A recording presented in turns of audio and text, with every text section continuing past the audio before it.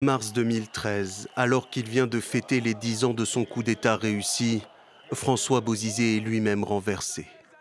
Des rebelles de la Séléka s'emparent du pouvoir. Leur chef Michel Djotodia s'autoproclame président. La guerre civile s'intensifie alors entre les nouveaux maîtres de Bangui et les milices anti-Balaka. Un scénario qui va alimenter les violences dans tout le pays, poussant des dizaines de milliers de personnes à l'exil. En janvier 2014, l'élection d'un pouvoir de transition est une première tentative d'apaisement.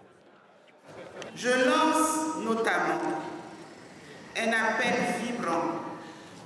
Déposez vos armes. Lancée en décembre 2013, l'opération française Sangaris s'étale sur près de 3 ans. La MINUSCA, force des casques bleus de l'ONU dans le pays, est-elle toujours en place? Le conflit s'apaise à l'été 2014, mais quand Faustin Archange Touadéra est élu président en mars 2016, son autorité ne s'étend que sur une petite partie du territoire.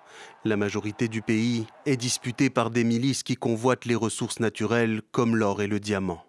70% du pays est tenu par environ 14 groupes armés, des milices qui perpétuent tous les jours des crimes de masse. Un état de guerre civile larvé qui dure aujourd'hui encore, malgré l'accord de Khartoum signé en février 2019 entre ces 14 groupes armés et le gouvernement en place. Puis vient l'alliance, le 17 décembre dernier, des principales milices du pays en une coalition des Patriotes pour le changement, qui contestent le maintien de l'élection présidentielle 10 jours plus tard. Depuis, les offensives se sont multipliées, comme celle récemment dans la ville de Bangassou au sud du pays, repoussée par les casques bleus. Une autre a visé des forces de la MINUSCA dans les faubourgs de la capitale Bangui. Des violences qui créent de nouveau une situation humanitaire très inquiétante. Plus de 100 000 Centrafricains ont été poussés à l'exil en l'espace de 2 mois.